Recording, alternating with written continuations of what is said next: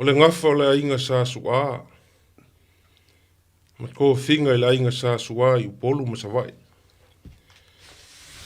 Nga usu kusangi le fai ao. I le alo le mungu o le sanga lala i sa faka. Fai le ngafa o koe sulusulu.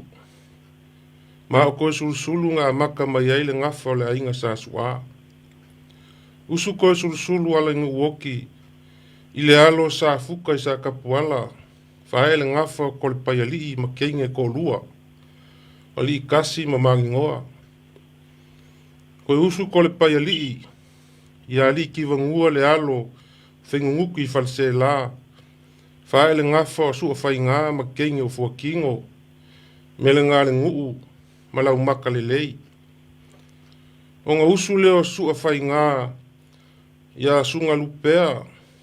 Le alo pe ngā le fuku. Le alo po ngā wheluku ia mo i savai. Fae le ngafa o sua le au kuilangi. Usu leo sua le au kuilangi.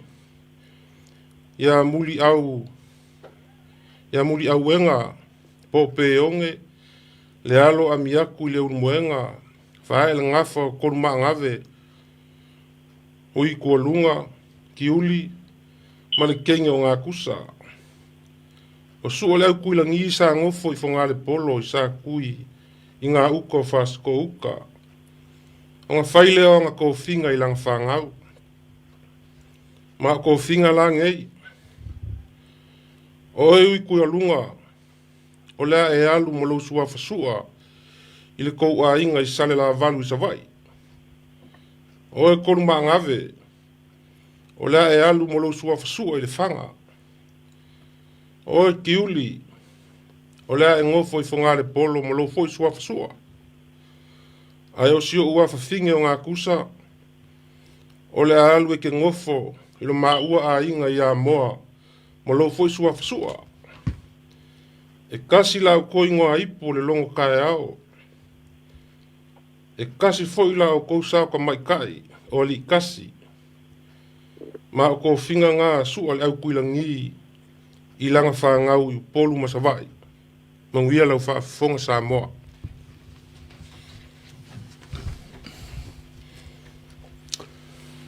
Ia. Manantu i le nei fo i vaenga o le aso. O le a lango tonu ia i whaatu te e le waa sa whaatau muawa i ona si tanga fita. A wampa ia ma mamalu sa wo lau whaasaunga sa moa i le nei tai au li ngalua. Wai tali tonu lea sa anta alunga le mafuala o li. A o sai le a leinga tautai. Tautai na papale. Ma tautai fo i na folo mai lava i le tai au. Se iau o mai i le aleanga. A wā le whenga iai ma whaiva tutofi o le nei aso. Wau ai o le tātou to ele pēr ma whaafo i le vi inga ma le whaafitai lo tātou o tua sili ese. Le uana whaapunga le atu ai whaantu e le fua o tua au. Ona o wāwenga te tele uana whaia mo oe mau. Le aso ma le aso. Whaatalo whaatua i tautai tutofi mata pala o le tala le lei. I le pa ia i le ituainga sa. Sunga i whaafengainga ma o lantou whaletua. O loo whaata ele lau fono i vasa e fia o na le tala i a keriso. Ma lo le soifua maua. Whaafitai le mori moringa o keriso i ma lo. Maise li nei fo i vai taimi o le wha mai wa mori mawina. Le wha pāpanga tāo le ngafo i na ua tau mia e le tavalau i le mai tawatu i tai o ma lo. Ua ngai na le mautonu i se vai fo. Ai tūlanga ese le au kerisiano. Wa o lo mau pea i le tua o na o lau tau whaatau tainga. Whaamanuia pea le tua o na o tau. Ia. Manatu foi i ngā ongo le moana uli. Whai mai e lolo lava i le talele a le mafua. Waiui lava i na wha muri ai sa mātou tala. A wātupu mai e mapona o Samoa. E o le mea moni e le whaatau waa. Pau lava le nei. ua lafo mesina Samoa i le galuega mana le atua ia a ua le vaea ai lava le falaooto i tama ma o lantou aiga foʻi ma o lantou tama le mamalu tele i le lausoga tumua ma pule i tuau ma lantou aiga le tai ma le vaafonti ia tainane foʻi le motu sae fia o le falegafulu o le motu tama le manua tele o le opopo o outou sa ma outou faigānā Samoa matou te faatalofa atu ma le faaloalo ma le tatou polokalame o le vao filifili malo le soifua malo le folau manuia nei foʻi aso ia faafetai talofa vaivai ma le malo o vai atu o e alo foʻi e fofoga ia le tatou faasauga lenei afiafi i le nei foʻi gafa o tupu o Samoa ia a lea foʻi ua vai atu ua e pe ua e afuliligi e te vaivai mai lava ma le malo ea ia talofa le vao ia soifo manuia ia vaku le faafogaaga Samoa ma faafesili foi kui pea ia o kakou lea kakou keiluga foʻi o le kakou faamoemoe ia ma le suga foi le palikele pe oga silafia kasi foi faamoemoe kāua e pei foi oga kakou ia ligei vaikau kakou feia le o pusaapu foi ia e ofo igaku ai o kakou kigo mo kakou mafaufau ia ia se aoga mo ai kagaka foi ia o le mea leai ai o lau vaeaku i li kui pea i o kauau li e ngau foi ula le pasi lo malosi ngaua ia faasolo i gala iki pasi foi uli o pasi e kusa malo malosi le ai vai sao e Fape foi le sunga le pali. Ia, talofa pali. Talofa pali. Alo, alo. Aftai. O lo ia mana tua foi o nei mele o faia o ni va ainga mani ai pe o lo ia se fe au fa manatu. Ela ona fai ona ia se fe au fa manatu. O se fa manatu pe e momoli foi le ele mau le mantu e kalisia. E foringa fa penale fainga. E momoli le vaenga o le losalio mo anganga tinga. E momoli le vaenga lo salio mo le fa mai. E iei mana onga fa pitoa e fa pena. E fa pena la le anganga o la wa yetu nta upule pe au tilo ile winga na fuai. E momoli lau fa malo stino lea. E mana tuai ilantou o ngase fa le mafofau. Wa tasile nei ngase o lo motua se ilinga tase fo. E le mauango fie fo ilantou e tau fa file muina le ngase le. Ya e ia lava mana onga fa pitoa fo le momoli ia le saonga o le aso ma le aso ila vai atu le ia i le fa matalanga e lantou o le afo. Pi o le anganga le na o le me pitusili na o ngā mo tātou. Ia, wa nga fo ko e fai o pusa apa pi o ko sa ile le malosi lango fa lolo aka ko ile kingo mamafa abali Ni era. ia o avai o ngi ngalo pali o ka ngo o el ka fa solo nga si kai mi levao ia o amai o ko inga o faingi o pusa o ela ve ngai sa o nga fai ale kungu ele ai o tele ai atu malanga fa lo va tu fa fonga Samoa le ku umona e fa feilwa i ona mga vai matafa ese wale ta tolu pa ia mamalu ia ele fai pusa apartment tu ai ngai le io na o vai atu o fa pe mai lo fpo o la ala ka pua i maleva ia o fa ole ia se fo i se kupua masangi a fa sale au la le wodi ile ia io pe ia loko kasi ala u a musua wa lolo ale o lolo ko fo males la musu le vala au dia vai ke si le fia kui pea o ka ko por kala meringi po o ka ke vala au dia ka uso ele vao ele kulia ia a koso nga lus fu limo pusa po lango ke lowa pe se fulua pe a kau fai kau ngai so sao lango fai lango for kala le ko ngai Saula. pe foi on ka ko va iwa o ma alo li o fai la fai ngalu ko kofi le ku e fa mo Saula. ka ua e o foi a kai saka pe mo ngai lo fika lainga ia pe o nga kai la aso ka alo ia ngai kai mi o pe ko kau Yeah. ma ngai al fa mo wa ma ka fa kai fo ye nga ma kai ngai fa mo wa al mele wala o ku ya lo po ma fa fonga mai sa mo ye nom ne chako ro li ngota ko por kalame fa mai ngro sa nga ma lo po ma ke Ma le vao. la o le vao ma lo po fa ya le fale au ki lo fe wai ngi fia fi vao va vai va tu fa fonga sa mo ma lo telinga tu pea ole me masanya yale tu nu ma ri e ia unga sese e foi le tau ma a tau fai pusa pa nei o ai tau ma falo tu ma tu no stia Ya lele. Aftai. yo le fa fiki ar kau kai fa fiki ar koinga o ka masangi la ngol koinga masangi fa mo le ka kai fa Fa fiki lava. yo Aya e fikalai lava le un moenga o ke loa e lo dua vama. Sale ula i le mwai o ngā. na fe fa fonga mai lo po Eo. pusa apa le me lilo e lo fa uso Malo. O iai le wha moe moe. O le altato wanga i le ua wha fonga i le i si tala pupu le nae na taialatu le amatanga. Ai le o umai. O lea le atatou se e atu i ni nai upu ia mai i le moa nauli po le whanga tai foi. Ia e a foi so oi pēr le whau o le tātou porokalame le nā.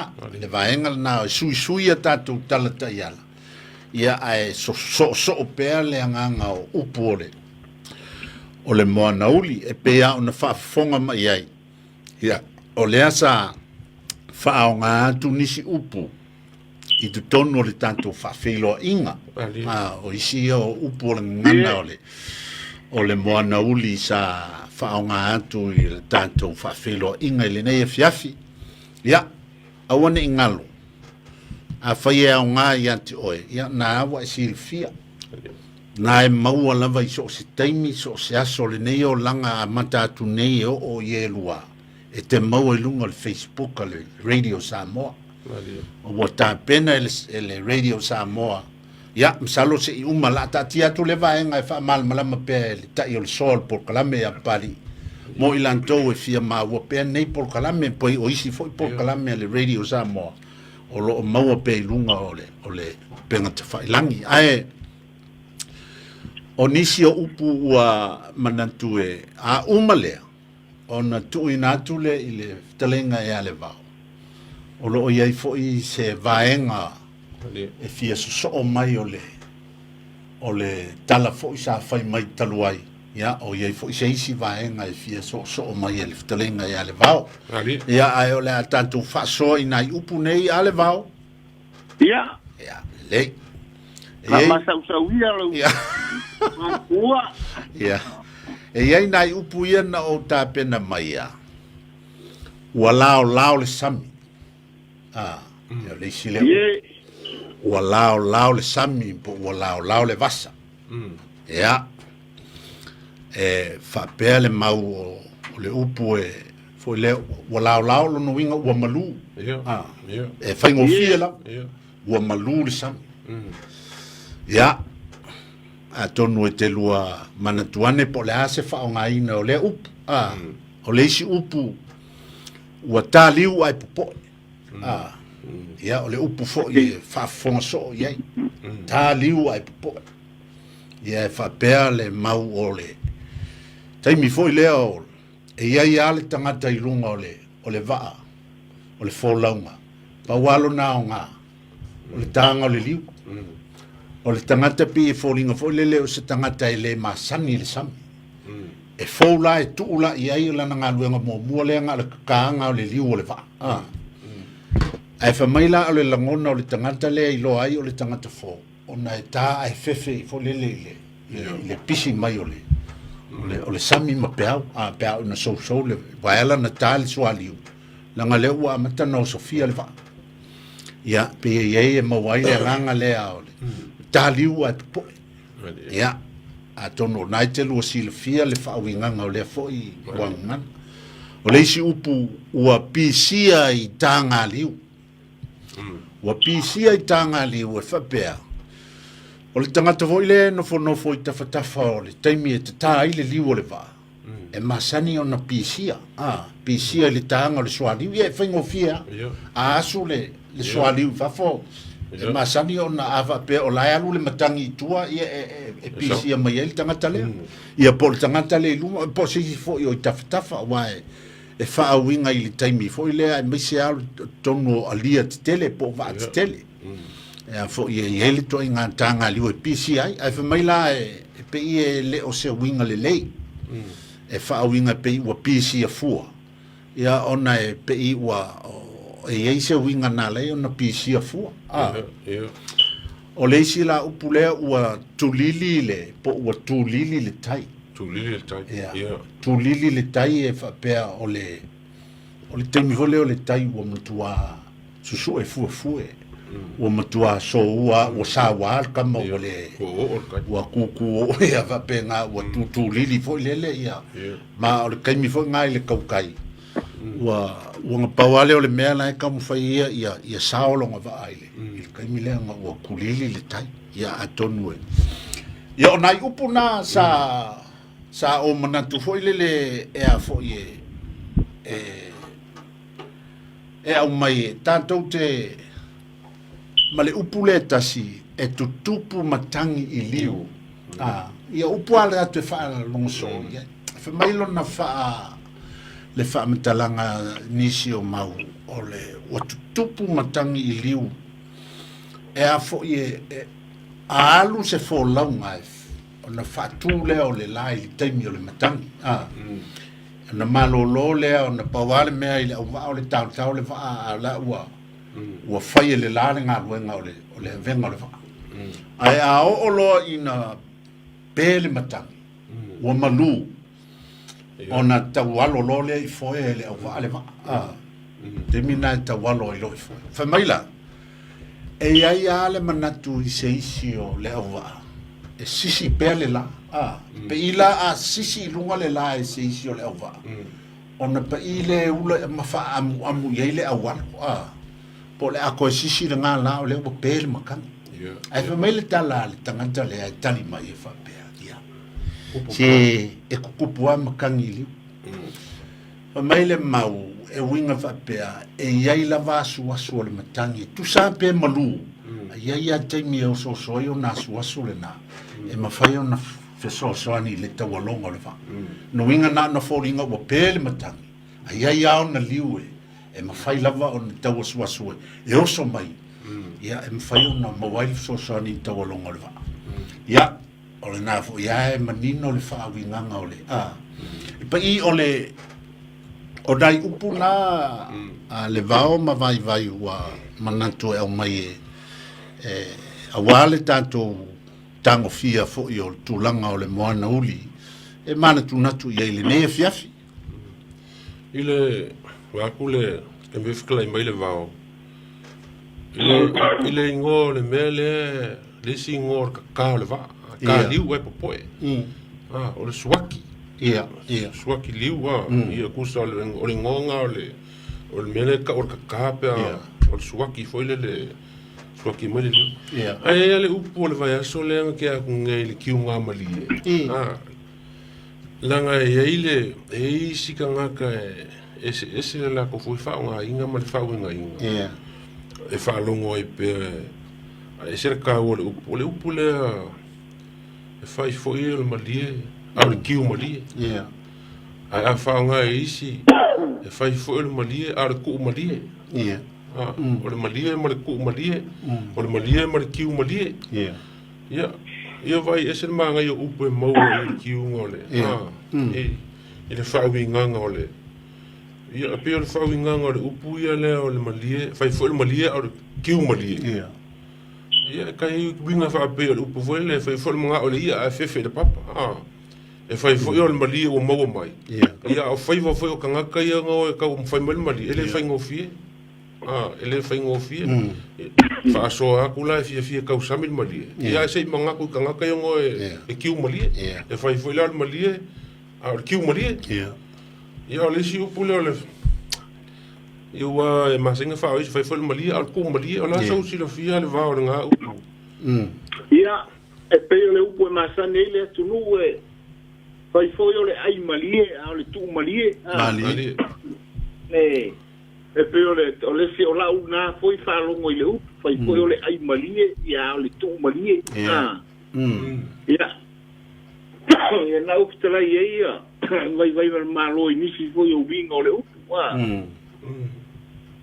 wa fa pe foi e mai le sa o le ai no foi le e manuia ia ona tufa le ole o le fasi malie ma tu fa fonga sa moa tufa le ole ia ma abel fasi malie le ainga ia ona va tu role wa ai mal fia le ainga fasi malie foi na ole na ia ole manatu foi le auto tai sa pe ngai marka walo lona winga foi ole ai ma ai fasi malie ia au tua foi na ole ai fasi malie pe o la una tau tilo le upu male male nganga faro si vantu fa ponga sa mo ngai vai ia e ia ile ia me fo ia fai ave ia ia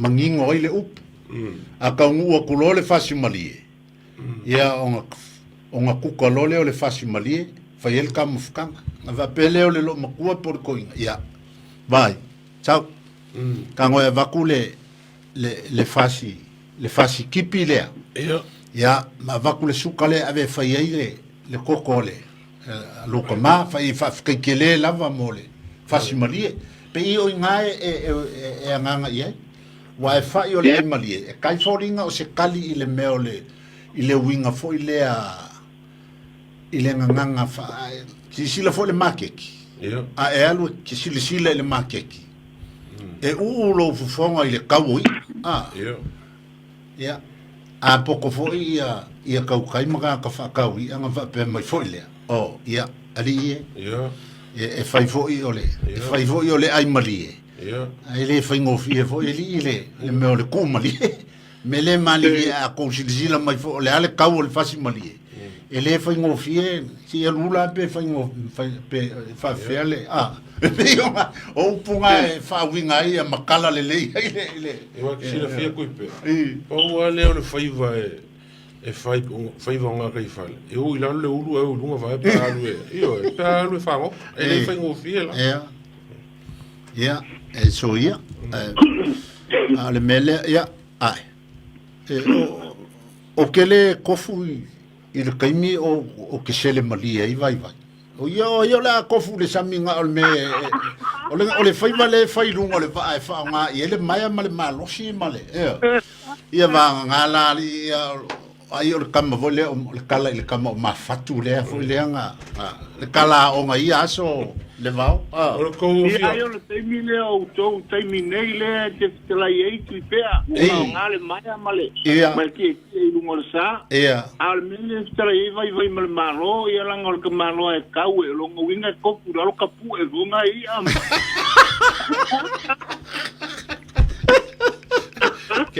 que si la fia le vao le que kau fa makala il kau so ngei i wa que si la fia le ia si ia kuipe ngei ia ayo ngo fa pe la ko ngule nga yer kala fo le mali ma la o meile lo ma ko fo le kau le mei kuipe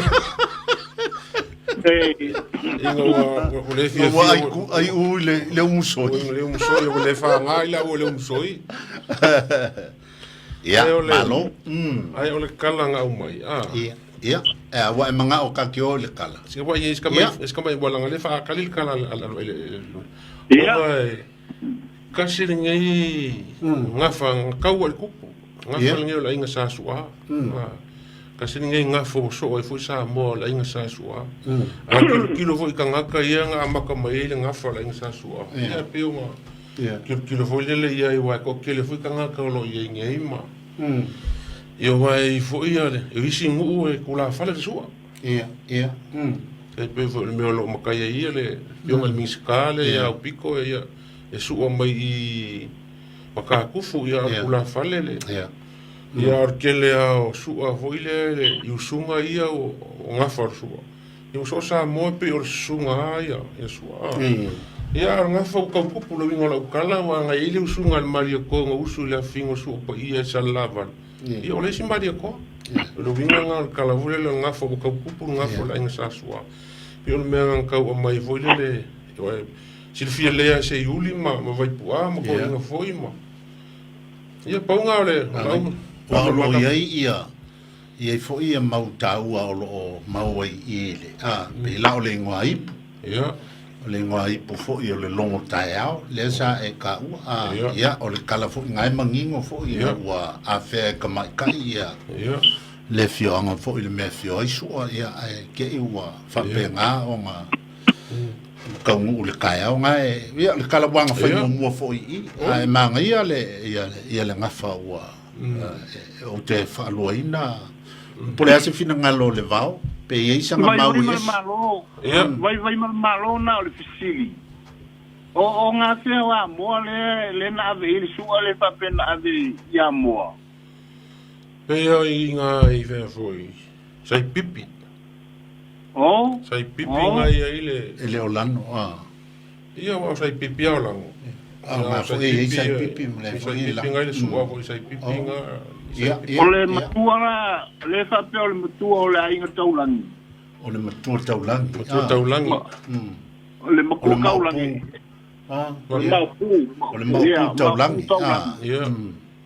ole ngā ia awa ia il sua ole mau pu na whanua ia oisi ole mau pu taulangi ia o longa winga ngā le whamtalanga le to iatu a pai o le sua nai na ave ia moa awa ia o le maupu taurangi ia a te langona rā wa o le whape o lona ingoa ipu foi o longo tai au o le usunga ngā whape o le awhinge kasi ale o le keingi o ngā kusa ia ngā whape ko whinga ar ko ingo le au kulengi sa ua ngā kusa se ua whinge ke alu manu sua whasua i le aingor ka ma ia mo i ngā la i sai pipi ia o leisi leanga sau le whanga ia o leisi leanga laku isa la valu ia o leisi le iu koe whasko uka i ngā i whangare polo melenga ia si whaso me fole sunga ia sua a whanga mai ia mangai o le vau Oi. Ia.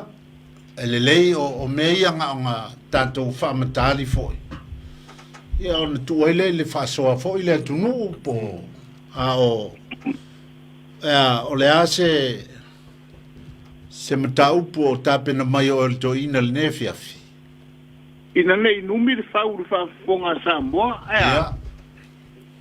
Ele i lava nā me whasoa iai, ele te le hui se mele sa u.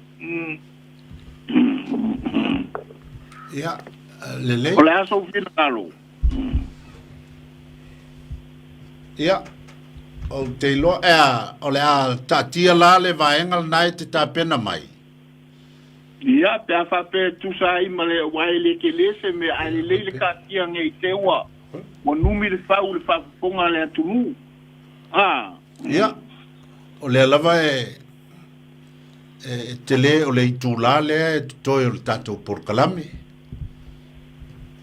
Pena ia la fa ia tula pena se fulu minute ai alu le le la na ia ia na ia awa ole vai aso na te nei tu pea ma vai mal malo se va tu fole le sunga le palitele ole o tu singa ia le awa nga manongi le urunga maso oi le tia wari le na au mai le utala le na tala no ina le vai aso te nei fa pea wa ole ngangana le taiaf ole vai aso la le nei ole ile tu singa la vale mai le awa nga manongi le fa pe le utala le wa mai fa pe wa utu malie fai va ole taiaf wa utu malie fai va ole taiaf o na winga wa fa paleina o fa malieina po wa mo tauia le tautua ale taiafi Ale. ya whapela le tustusinga lea sua malie le lala e whaingata le taiafi ai ona ua malie sua o le vai pe ia upo whaasaunga na o whaalongo ai ai ona ua le sa ilia i le tai se anga waa pe ia upo le atunu a ua afetua la na le ano fale mauna tulu i pae ua tasi moe moe o taafi o le amatai Ale. o ala fua ia ua mahe atu matamanga o le olanga a fili le tō wha inga ma le whautanga i le whale upolu mo se noko po se whaafotu se wha ulu ona fisilingia le o suli o le tūnoa o suli o le mangarafu o suli o le ele o suli tautoto ma suli uma e tau le suafa le ala ua wala au le a inga taiafi sili mea seu fa taiafi ai e tū malele le ati pou neu ma ia mau fatua afa o lo fue Ale. ua sui au penga e fua i whaiva ua leo toe whaasanga i le mga alafu ma le salefu i le lima a ua fue ma le toto ua sui whaiva sui au penga ai le sui ala o waunanga Ale la. ua o le mga alafu e iei una tapenanga a o le i folau sola malama ua mapu i tua fale seu ma whaamatua e whaapea fo i le fue ma le toto e iei po i ona tapenanga mo mia e moni lava le ngangana le taiafi e supi manuia i loi mata ma le afu lilingi Yeah. ale o suia lo i mata o le o ona i lo i mata o le sua malie ua mātū fo i le aku lilingi ina ua tino malu le laulau o le lilo mai ava Ale. o le la whangata i le tusinga lea ai nao ni nai foi tau nai tonu e fia fa malama le titia ina ia malama ile le ali po le ano le tusinga Nali. mai tonu fa pe malie suo le vai pa mai la matanga ai ona ua malie suo le vai pe upo fa saunga na o fa longo ai o lona winga o le malie suo le vai ua malie le tautua Yeah. ua whaamalia ina i le tautua whai. O upo whaasaunga na o whaalongo i le taimi o whaire whaiva o le taiaki. O tū whiula matau whaola le mga nafu.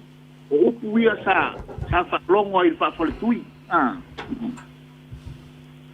Pa mai aiwale sa ilia i le tai se anga waa pe upo le atunu. O le upo fili le tai se anga waa. Ia no whaalongo fo i leana whaamatala e whatalenga ia siama le winga ole. O le alanga upu le ilunga o le leiti o. A olona winga whaapea. Fili le tangata kitau. Ia po le tangata whetaui. Pai mai la, ao ina fili matai. Ia ole tūlanga le pai. Ua whaamalia ina po ua malia sua o le vai. Ia te whapea foi, e sa ili le anga ba. Ai la ua misi mei e ua whameloa. Ua ase tuala ina. O le ase tuala ina o longa winga ele i mawhauwhauina. Ele iei se mawhauwhau. O le a fea le ano fale maona tulu i pae. O longa winga o ila antou, o lo au nai tonu o le maota, ia po tonu o le lawa. O le ano fale bona tulu i pae. pa mai la o tasi le filinga o tai afi o le amakai ia o ala fua ua maea tu matamanga o le fasifaitau lea ala fua ua tu matamanga o le ala fua ua tu matamanga o lona winga o se ala o se fua ua maea fata oto e le anu po ni fua fuanga le lei o ala fua ia ua tu matamanga o ala fua fai mai le tusinga ao ina fili le tō whama le whautanga i le whale uporu mo se nofo po se whaafoto se whauru o lona winga ao ina fili a inga i se matai ona fisilingia lo leo o tangata ngā rurue fai mai fisilingia suri o le tūnoa o i la tō walai whea ngai mga sisenga e whea ngai suri o le mga alafu o i la tau o lai tau whiula le mga alafu i ola ma malama le pale. Lona wingo i la tau o lai tau tua i maota malawa.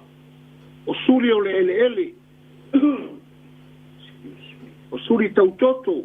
Ma suri uma e tau suafa o asuri. O suri uma na e fesiringia le taimi e whai ei filifilinga a inga. Pa mai lea la ua tasi le filifilinga, lea ua mala aule a inga tai aki. Sili mea seu fata yafi. Sili mea seu fata yafi. Longa winga. Ave ese ia mea sa tau e ta yafi. Ave ese le saletu. Ave ese le ta yafi.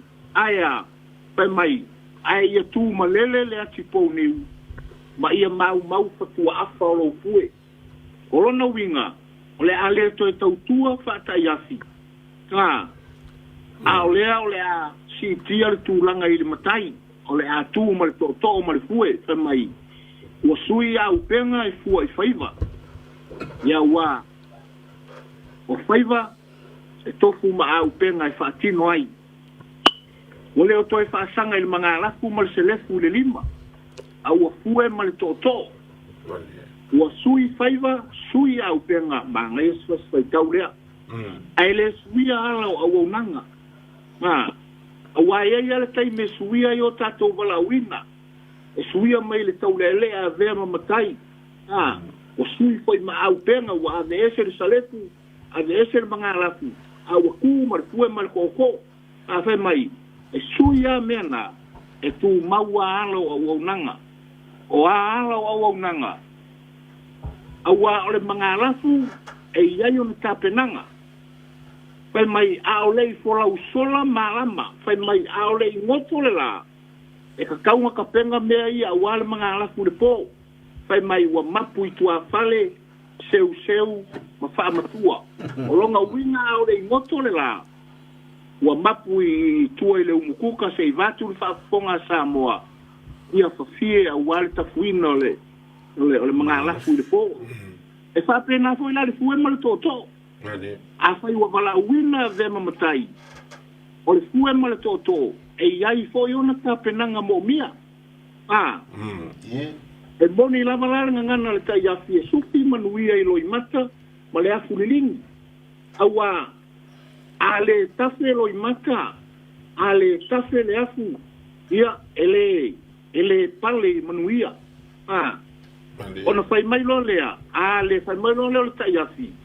A o ina fa paleina fai mai a leua o suia lo i mata o le ona i lo i mata o le sua malie ua mātū le afulilingi ina ua tino malu le laulau o le lilo maiava o la ngona le nao le whaaina o la ngona nao le manu malo fai mai la ngona le tino foi le ua malu le tino ua whaaina po arava ia meo whengai ei mai tātou, mai se whao whanau ia onga, i le whita, i whaingata, e lutia i sa iringa, ai ao ina whapaleina, ma mauale, e au tū o le tapenanga ma le sa iringa, o langona ia, e langona le maru ma le whaaina. Ia, o le tapenanga le nā, siava ma vai malo ki matu le sunga le pali tele ai o nai tu singa ye lua le na tau so atu mo le fa fonga anga Samoa e suia I foile ai o mal falo alo e mana o mia lau feedback foi lea ia po le aso fina ngalo ia tu inga tu singa pe tau na fa awau tatou por kalame ia pe tau na tu le na batu ai na nai vaenga ia lua na fa emo tu ai mana tua o le tatou por kalame tau ave lava nai na le tatou ita fa e fonga ina le tulanga o lo tatou ia pe i fai vole mo na uli ia malanga fa lo siava ma Malo. Tala inga vai malo. Alo, faftai. Malo fafkai le vao. Pau al meo ki koe fisili koe le vao. Koe mai sa wha malam lambanga ole. O wha longo foi o wha ngā merko inga lau vai pua e le isi po e la wha soa le si upu leanga o mai nge i lau foi lau fola sanga. E sua malia le alala ai onga le ka ingafi e po lea. Whainga kāle ka ia. Ai whainga kāle ta iafi. E sua malia i le alala. Ai whainga kāle ta iafi. Longo winga e whainga o fia i ka ngaka i e lala. Ai whainga kāle kaka le wafsa ngai male. Male ka ingafi. Kau kungunga ia ma ingafi lai kau wha feula le. Ai na mana ia foi le. E sa o foi e dea ule le talai o le te mamatua i awai pua. Awai le ngata na le tangata ta iafi o lai se ngai ma pe ao inga fa sua ko inga ele nga le paula le tangata nga lue e ia foi male au nga se fa sanga i male afi ko ia le nga se nga o tau mafa ia ina uma le tala no ia ile na ta ul ta ia a le tangata fa pitoa le tau tala ile ta iafi dia o le ta iafi rai tonu le o le mauta po le lawa lai fa sa woito ina Kusala o le au ke lenga lau kai ka whaalong e sere maa ngai o lau whasoa mai o le au ke lenga e lau whai kau aku ma lau mai kau aku foi o le kalango maringa fiafi pero ka ngaka kau kua le lei o whamalia o malia su o le vai o le ka ngaka kau kua le lei ma lo whafkai E o manatu le upu foi lea le atunu. O le ala i le pule o le taupu. Whaingo fia. E lau ai e pe e tā whai atoa le ata le ia o le taiafi. I le whainga tā o le ngā luenga lai whaamatala na te whaia. Ai o le ala le na oa i le pule. O le tautua. Nang tautua na whai. O le vau. O tau nofo ama o whalongolongo atu. O whalongolongo atu i o le pole nei ua utu malie whaiva o le taiafi. Ia o le vai aso taluai o le ngangana le taiafi. Ia. O nofo whaasolo pelo ma fauna ua manino i lau whaamala manga le nganga atoa o le ngangana lea ma le ngā luenga le whai. O te vaia e au ia o le vainga lea o le ata lea o le tautua ana mua. O te iloa na o tupulanga o laufitalainga ma le au mātutua e malama ngofie ia i le ngangana lea. Walanga na vaai iai. Te iloa vaina e sila fo ia i le mele o le whainga o le tainafi o le tafunga o le kaingafi o lo makua malkoi. Kongur whao. Ia, pe e alala fo i ko inga fo ia i le fiafi ai mawhasoa. Ala e ke whaima e lua koe. E sa e ule kaingafi. Whai ko mungu ia. Ua pe angele i koe langilangia ia kapa a ko inga malo makua la ele. Whai ko mungu ia e leo mai. Pe na tātou tilo i le ata lea. Ai tele tupulanga. I teimile nei. Ele i maua e la kou le haka lea. Nadi. A whapea le vau e te tuua e te whamatala le mele nei tupulanga o teimi nei. Ei. O le ase anta, o le ase anta o nei ona po, o le taiafi wha ona po nei, e mawhai ona momori ngofia i le whi au lea i tupulanga. Ole. Ia mo le taimi nei ai o tangata fui o lai kuka. Ia. A whawhai ngō pia ngā ka o lai kuka. O le tangata lai te angai ma le vivela o le afi ma le ngā senga. O le papaki. Ia ko le ala ko ngā senga mo le taimi nei. Ila ulea tilo iai. Ia ma le tua fora ia file au mo le kaka kuru papakiu ia ngā le papakiu a o le tūna kono pa sa moa au kaukala ngā kua kaukala. Tau lau. Ia le tika le o le whasua ia le au mātua. Ia la fo i inu nā monoa e whalongo ai. Mana ia. O se haka fo lele inga ia o le winga o lau wa ai. Wa whaingo fienga o malama. Ka kongi. Ai mo le kau whaaurunga la i kupulanga ia le ia i ngei o ngapo. Ia o le mea ngai e kakaunga le ala pi o le ala le o lau fesiti. O le ase whaafai fie wa lai whaafunga mai ngei. Ia o le ngangana le ang whao ngai le vau. Ia o se nganganga mau kua. I le whaamakala inga o le. O le whaingo fie la vai ia. Whaamakala i le ngana o le ala ngā upo o le kungu, o le mau o le kungu, o le ala i le pule o le kauku. Kango e whai whale lei. Mea ai, kausi awangi e koe ko mumu ma e whai kau o fia o kupe o alu whaakaunga o mea ai ngai ave whangailo ko mamalo kinga. Pe o au mea nai ave kaukua aile, ave le whawhengainga ma le wharekua. Ave e apakele, au le whai kau o pe fia. Kaua le ave, ai lewa peo le ave koe ko mumu lea. Io foi le nganga whai kaulanga ma mea whapenga. O mea whai ngungu mea nga. E ke silo fia li koe. O le sai. Wa sai loa e mo kwa le au nga akua. E ke silo fia pe e whaka la sua le whasua mai a siaka i lisi po i mea whapea. Ke manguanga le whai kau o le whikalenga a siaka. Ko anga fai ai loa fai kau ma o lo ngā umu ai lo fai la umu. O se aka whapea o le ako ngā akale o mai ele. O le koi ngā akale. Pa walo ngai se senga. Ai longa ngā whaku se o ngā umu ni ngā ko pongiu o le mkuale leia o ngā. Eo. Se po ai loa fai kau ma o lo ngā umu ai lo fai la umu. Koi ngā filosofia ala ngā kasi.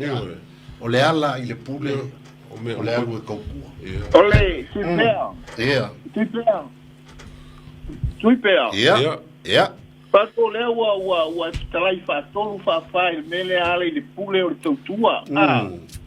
O le tasi lena o mea iana tau whaamaramana atu mena e ta ua o ala fua ua mai atu umatāmbanga o le olanga. Māia. O ala fua na le atu nuu lau whata oto. O ala fua fo ia o le ala i le pule o le tautua le lei. Māli. Awa ele whapea o tautua uma e whapaleina. Māli. E na o le tautua le lei. Tau. Ia o lona winga o le tauna whapea o le ala i le pule o le tautua le lei. Māngia. O ala fua la na ua maea tu matamanga o le olanga. Nali. E ka iafi lava, ka iafi lelei, ka iafi ngungu. Ia. E oa inga. Ka iafi le ngu. Ka iafi le ngu kua. E ke o lava iai. E o ia ka koule mele pa whawhai ngofie. A ka vai aku so o mai so makai a lala mai whale lo ka mawho i lele. Vangi o mai so. Le la va popula. Ale lo. O i le a maka mai ai mua nga.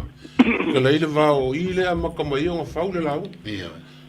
Ko anga e whaile ki ar koi. Ile ami o tonu i le mea tatou soifua maora mai ai. Mali. Ile swinga o le olanga e a whakamo ea i tua le umukuka o i e lava. Mali. E olo ina wala uina kai mai u whaapaleina o le avia mamatai. E le koe suruole i Ia pewa i lang kasi roa o tu i lunga le pukele. Ia.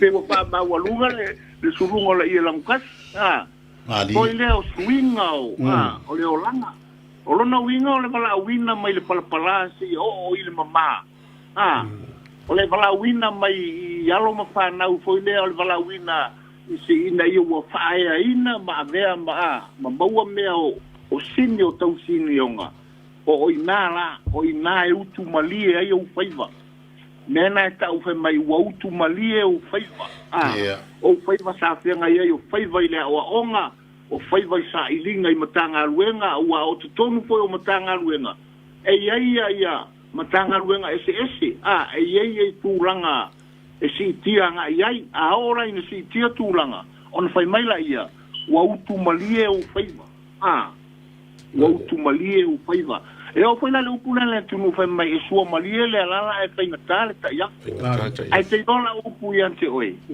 e sua malie la walala e a fai sa e ta ia e sel sua malie o la walala malo tu mai le fue mai to oe o le matai ai sa e ta ia Ali. e mo ila sua malie le alala sua malie foi le ta ia ile tangata sa ta ia ia maleanga faralo tu pe Alo. Aftai. Alo, whafkaile. Manatu le a tala le tātou leina pali. Ia, o le a tuatu le a vanoa. Le a te le tātou taimi. Ia, sei whasoa mai fo i le a tunu. O le ana whaafonga i le tala fo i le ngafa o le sua whasua. Ia, sa saunia le to whae a vai. Ia, le fo i nau tau whaafonga i nisi o upu o le moana uli. Ia, le foi ua tau whaafonga i le taunu unga o le ngā luenga o le taiafi. Pe o na sa iai le vai aso taluai. Ia, le wa au mainga lo na taunu unga le nei po. Ia, au mai ia se i whasoa foi le tātu watunu. Ia, po ani vaenga o nei vaenga na tātu o iai le nei po. Fia malama iai, ia ma whasoa fo i whalawo i tele, ia po sau fo i mau e winga i mea ia ua uma ona tātou whata oto mo le tātou porkalame le nei po, wha mole, ia ma le whaloalo. Tātou woile, tātou leina. Talatu tātou renga na tunu, tolu fitu tasidima i wa tolu tātou wala au mua tālofa. E kalofa... la usunga pali lolo sa Alofa sayuli ya fa kalo bak foi ko pa chiava ya fa pe foi ya vai men malo ya elenga kailea ya ole fiong fo la do dililo mayaba malo so fu ya Alofa sayuli ole fisidi la vai kala lenga mai ya ele kausua o kenga la li kasi se afa fingo o sua pe se ko fa fingo o sua ali kasi nga whanga usulu ya le ngoti ole kenga le ka o ali kasi le usunga lea ko sulusulu ya le nguoki le alo sa fuka i sa kapua la whae le ngafa o ko le pai alii ma kenge ko lua ali kasi mamangi ngoa oe mamo mai se yuli ya pala ngo mafua au fisili lea nga yeile ma vaenga lea o lea nga usule usunga pa ki kenge le kenge a moa ingo ya kupe le lang fa pele ko inga fi au le ngafa e kai mo chale muri anga le mo se sudi le la o aku le piko le la inga sa kwa la yo is ya mo onga o le kamale nga baku o le kamale o kauka yo fui makoli o kauka yo fui le kali o fenguki o le ko fa fingo kauka yo fui ya mo le ngalu pe nga e se le fia wai o me umaya le ke ka o le la nga la inga ofisili o se afa finge ia po se ko afa finge ia alo le nga ia po se kenge a top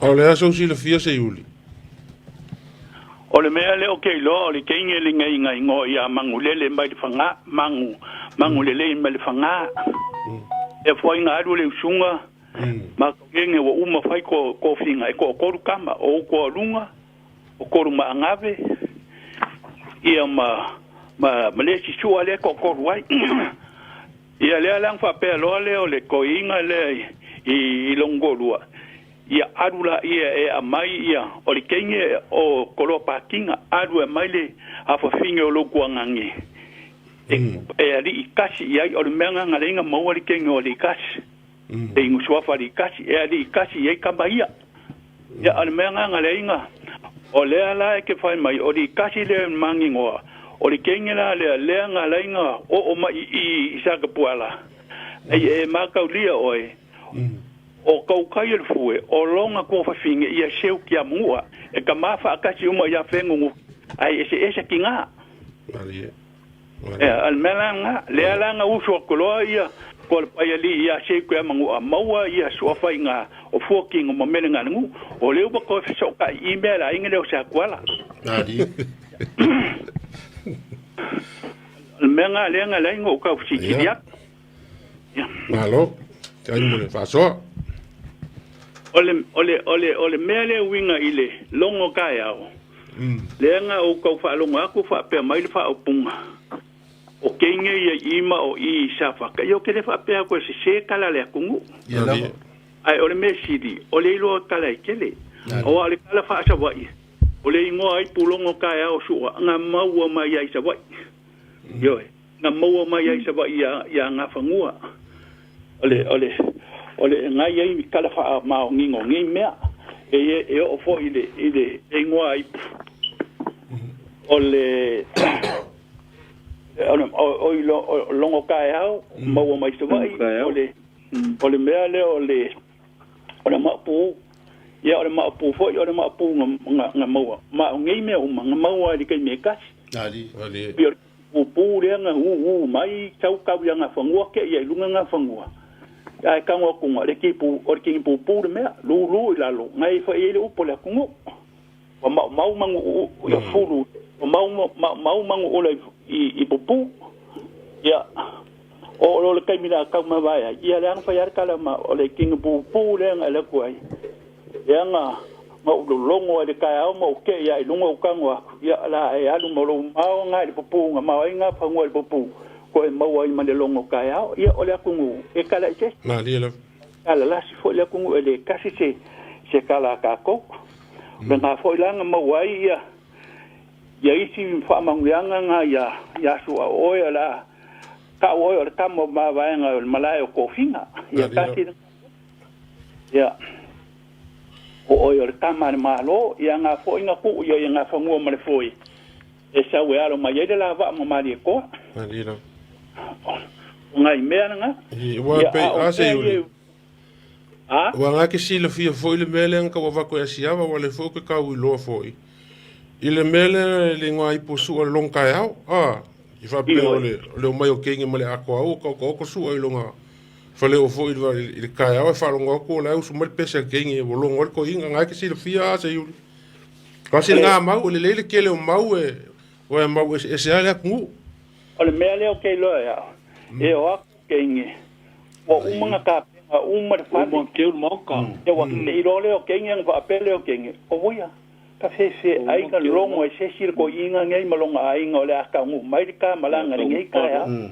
dale la nga renga ma fu le ngo ai ole longo ka ya ya fa mai ka la fa sa vai de lo longo ka lingo nga fa ngo fa ka vale nga mai ngo king pu de pio nga ka la ma mali ela nga ka wo lo ya nga fa ngo a pa ku nga fa ngo king pu ya le la e nga maua ya le menga ya ola ya lu ma lo ma pu de fa mga ko ai de king pu de ngo ma ya e kali e pu de o I lau kala fa ya wa ma ke si le fia foi su ai ele si me mali ele mele o le king pupu e le king pupu vole ngali ya le kama o le fango ngai kuai kama o le olongonga olongonga ikanga pe e kai foi le ka ke ka pole aku le king pupu le ko ngi su ai nga fangua ai ole le ka ua ti pupu nga langa le pupule nga konge le ngonga ikanga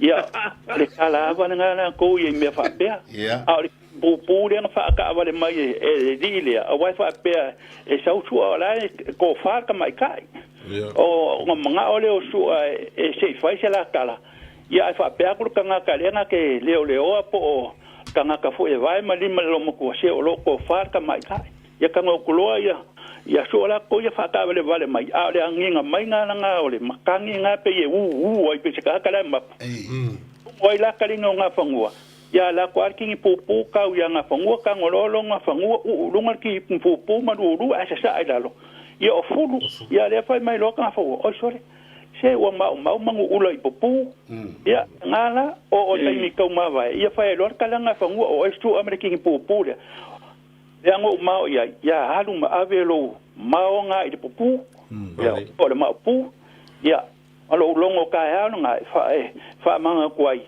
ya le mele ngo fa longo ya le ka ya ngai ya alo ka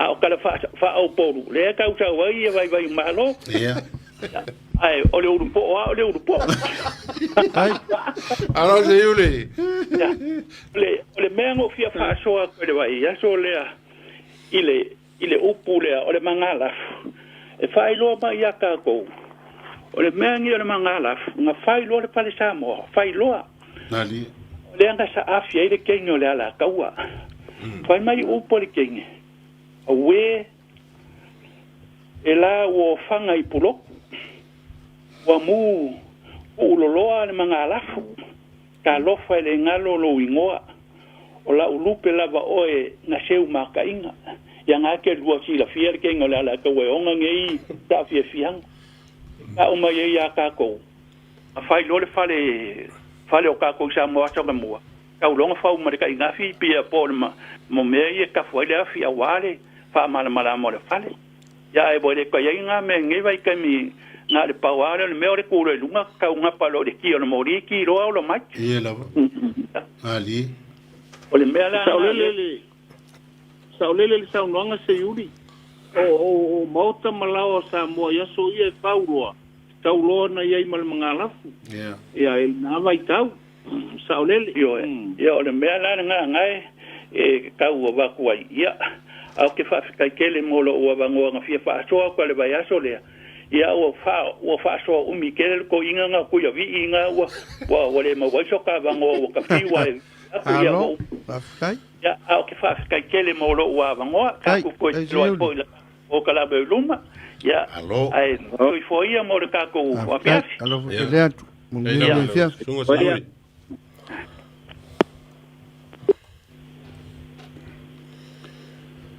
tanto wala au talofa ya tu fo mo le sunga parike alo la valo sai mai ai foi ta se todo foi o fato de eu para mim eu marolo se fui no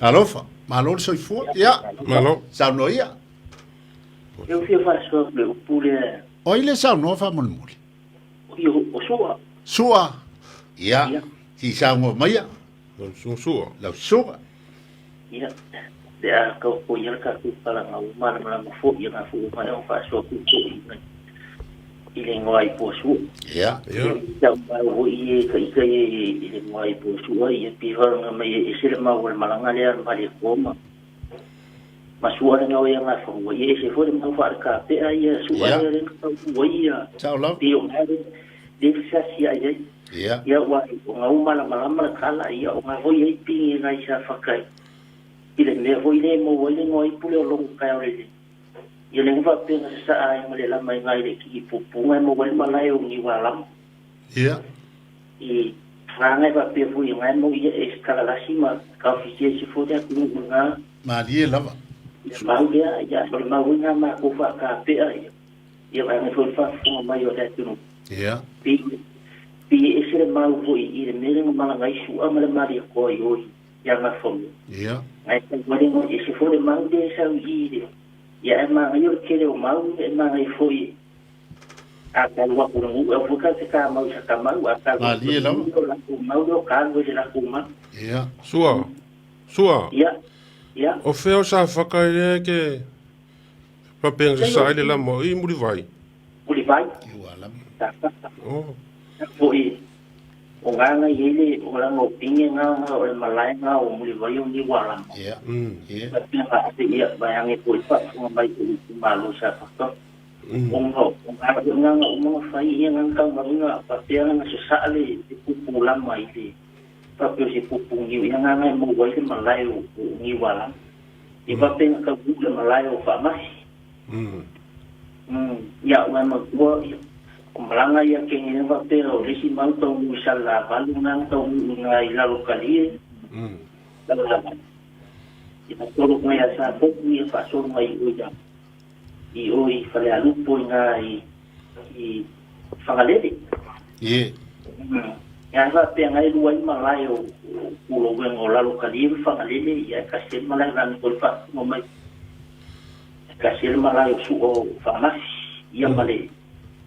Nga lenga wai ya kenge wa mo fe si mai kenge de fala ko kenge le bas. Ba fkai sua. Ala so si lo fie ile mau ni po usanga. Klei le va o sua malie wa ing malie sua le vai. Ola sa u fa so ya ile kule. Wa ing malie sua le vai. Au mangingo mai fa ma o ko I no le tu o mai ke woi. Yang fu mala mo ngingo fo le family ngo mai yo le mga sawa nga I wo kaula wala ka ku Alo ku le ka fi pa so ko I pa tu sai ma singal ku kalam Ya le ku le ka di u ko ele pa bisa Ya Tamno ya le ku le ma fo ya pe le ku le ma ka fa u ku le mo mai le ba ale sa sidi le ba o le do Leanga si runga e vai. I le va peo kamaka di u yo le va o le o u ka ko ku enga di for kamala kiki. E ka kale va ai le logo si e vai a runga le va nga va pe kala ka mo kuli fo le uso mo le di le kiki fo ka kale va ama. Va pe kala ka si ka di wa o ko. La idol ka mai kiki le di ka di wa di o le mo numero me ku va. Ngai. Ya le mo ngai fa so vai fo e mo mai fo e. Ma vai fo e. I si winga yo le upu e ma ngai le ke le winga e mai fo e. Ke wai ko wai ka. No fa so le so. Nei le fa so a sua. Na nei a wa o le isi le na mau. E ke I kama e ka ku le va fa lo ku ngole pa o mai le pa o le sani. Ai pa o mai o laula au le mea lai kakanga I le liwo le vaa. Nga lai nga fefe ia o le kaimi nga wa si e ka mo vai le vaa I runga. Ma lo ma nga ia o le isi le na mau e mau ai e. O le ma nei na mea le tunu e talalasi. E a fo I tele tala e mau ai ia le ngana a le tunu. Ma lo fa ftaisua ia nga fu e sa ola mau ele se se fa mai ale si koinga ele yangi me se Samoa ia e sa o me uma ai kang a sa o alonga winga malonga fa nga ina le me lai ona fa nga le o le nga e so se me vai e mkuai a fai o le kala le nga kupu o le mea na tupu o si e vai ale vai lunga ke e nge longa ka ku le liwo le vai fa longa kunga e se ale pa oe e ku la au ku umale lu ku le sua riula ya o mea o ila asa ale fefe le o e se ale ko nga sami o ka o ko le va o le sami o lunga o la ia mai na sa o le le win ai da liu ai popo ka ma le fefe wa ia ku fa longa ko e se le mele o pa o mai Ya, fa taisua. Tai mul fa so. Ia, pe sa ka fa so, ma ni si mai po kala me ko ko fo ko ya ni ko sa ile ko ai. Ya, fa tai. Tai fa so. Ya nga ko I mo wa. Tai ile inga I lo wa wa ka I ka merka ko inga ya ma ni ke le fa so ma ni si. Allo, fa tai.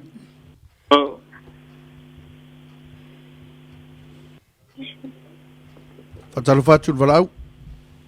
Ya, alo po lau sunga pari. Alo, so I fua. ya se fo mwe lo su o fiong Salvo mai. ya alo foi lo talenga ngom tua tipea ya love ya o foi lo talenga vai malo ya already fando le te fo oi ole mfakalo faku ya levao Kalava. ya Le di fango.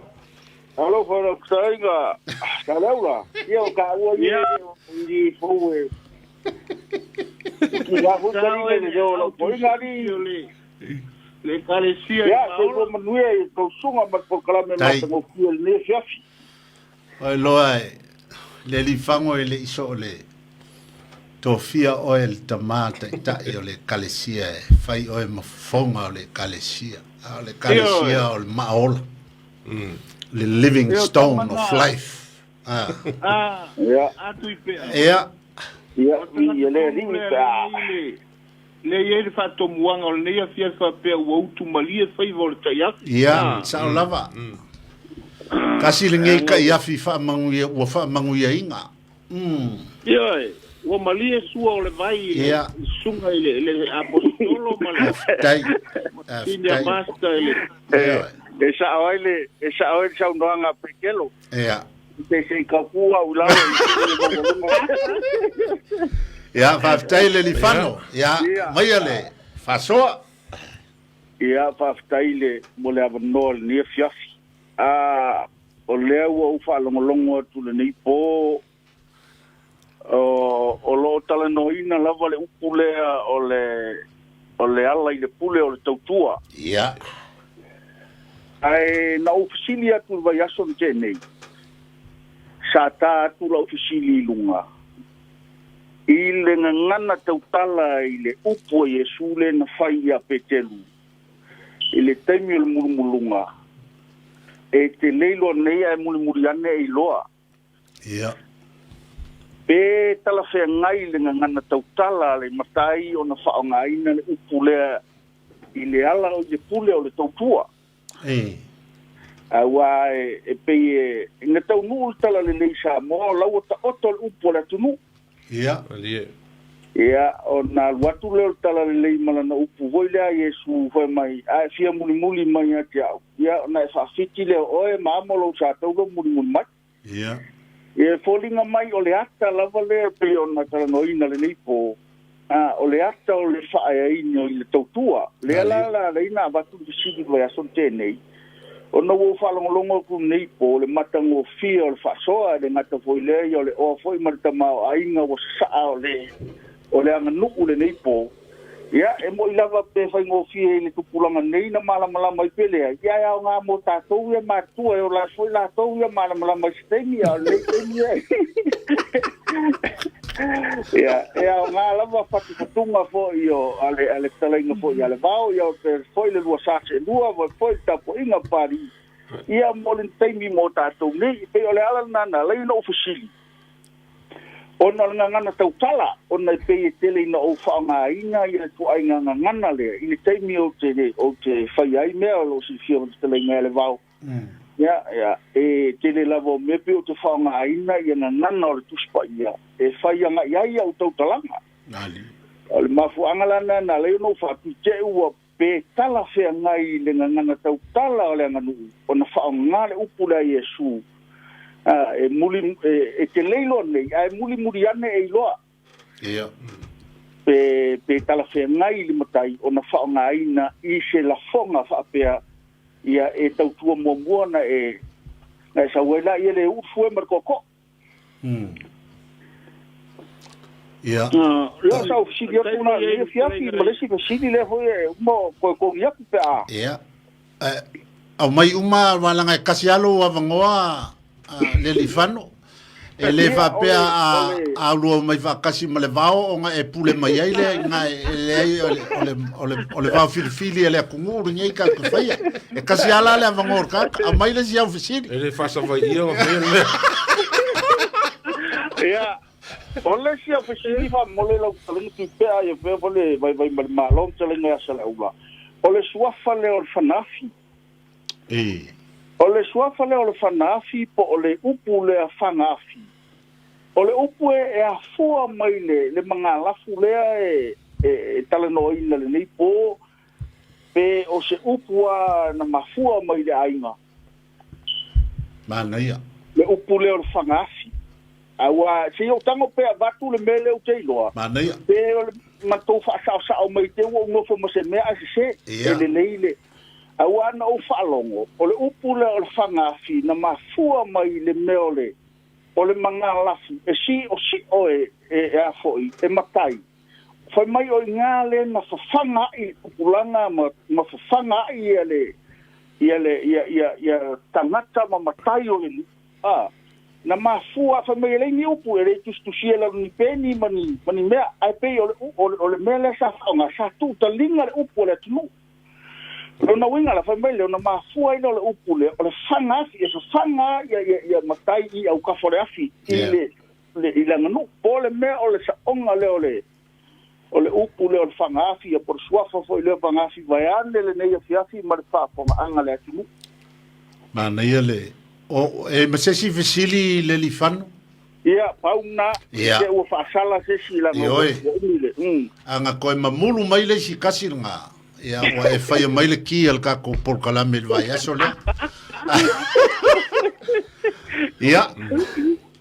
O le ali so lua fingalo li le vau ma le fesili mua al ko inga leo le lifang.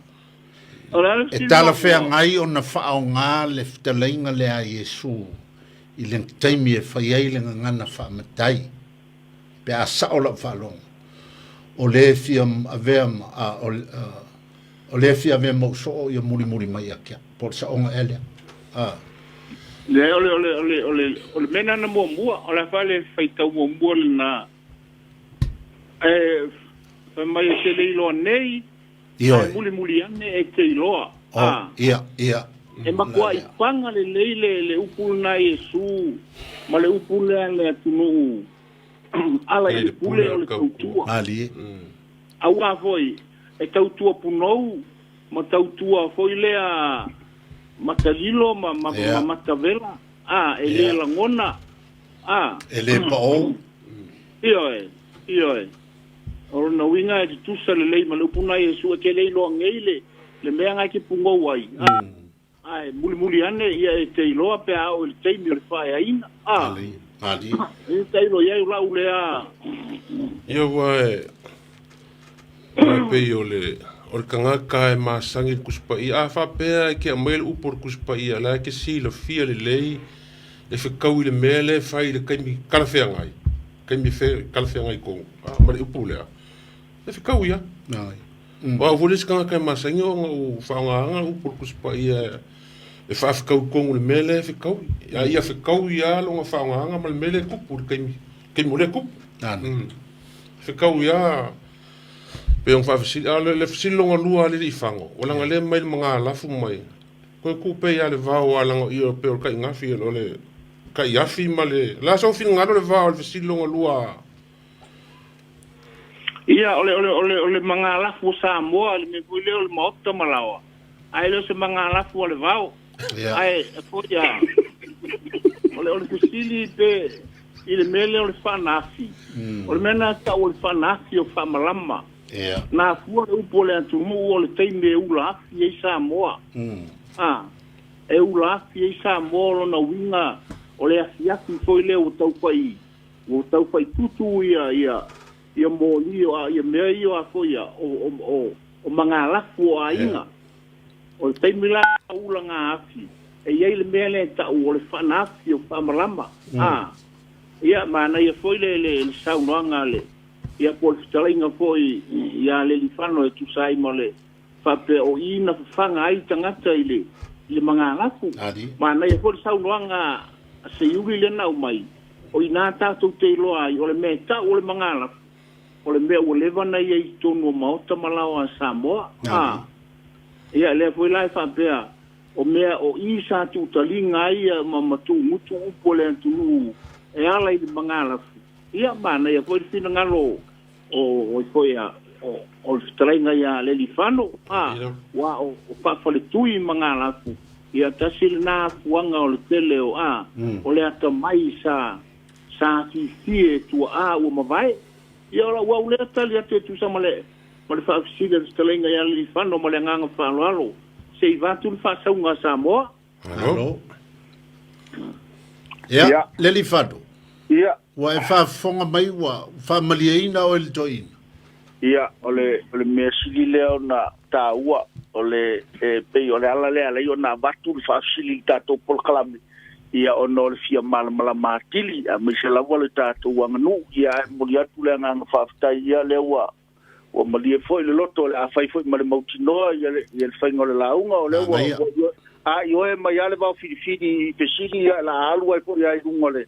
O le media le me le afkai ya ai fa tai tele mor por kalam matango fil ne yaso ya ngal leile tu fo ito en to ne ya fi ya pu ya malu le tu te fo to te liu moto mala ya oi pervi ngaleli ya so fo ya la sunga pali ya ma sa se lua ai so fo vai malo ya to fa so fo la play de laula so fo ya so ya e tau tuana ma oe a lua toi tau i foi ma le vau i le society sauninga ia koe fai foi i ai po angi si upu e ki koe fesiri ma i ai foi ma nei antele le anganga ma nei le anganga wa le fa fonga mai tangata i ai tofi i e kalesia o i sia kanga kaolae sa ili i le ngangana lea e a foi e matu i ai fau o ngā luenga le o fai ngā luenga ole ama faifo ia le ngaluenga i le whatawhaitaulanga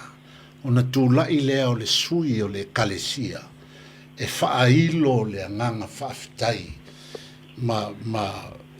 i le anganga wa whaamaluina e le kalesia ia sua o le mana vanga pa ia le au whai ngaluenga i whatawhaitaulanga e le ngaluenga le whai e le li fano le fai lau tusi po fonga o le kalisi e le mwhaiana tua e le li fano e whaini ana whasirisilanga e le i mua pa i e whaifo le mana vanga whaale anganga le au whai ngarwe ia e sa ili lalenga ngana lea ina ia matua i longa o na manino maulu le lei le kalisia ia le vā tangata o le tangata ma le ngaruenga pa ia le au whai ngarwe se le mana ia wo tilo ya ue tasil nei fai lau tusi tamau ainga e a fo i lana ngā luenga ma nei tele ia ele tu fisilingia langa la fo i pava lua male ia wale kalenga ya sale ia le li fang wala kunga ku umar ka ko kai ia skanga ka au le ia me ki fafka ia kasi ala nga va kasi ala fa ku skanga ka au le ia kasi ala ka ko foi fafka fa so fa fo mai o le uso sama fa ngelo fa kasi ma le oi ia me le wo ngi fiafi o manatu e pali e ise me o e fia sa no ia o wa mai al tanto o fiafi vai le vao ia e se mea o e finangalo ia le vao ia a leo a petala ia o e tu pe fa umol tanto por kalami se va tole le moenga ma sunga ali ia vai kapo ia fa o favor nge fia fimbang ku ia no pusa up ma sko ingo no fi po fa so foi le vao fe pea o le tato por kalame na ne fiafi pa wa lea ia ma moli vai malu puenga i fa fonga anga sa mo o le ase pati o sala i lau fa fonga ia fa te ai nu le aina fa mangalo se leo o le tato por kalame o le anganga antoa tato fa so se i susu e mai le va filifili ma le lavelave o le tofa ma le whautanga ia tātou mesina o tātou tala whasamoa ia o le tātou ngana whasamoa ia ma le whelafo inga malona whaongaina o lai whaafonga le fuanga la lovawa o le tātou o tunu ia o ngamo i lātou le lātou fo ilumanai o iai se o ngā o le tātou por kalame vi ia le li ia le li ia le no a le nei po ia matou te fato faso i fua Samoa. Ale, tai fua.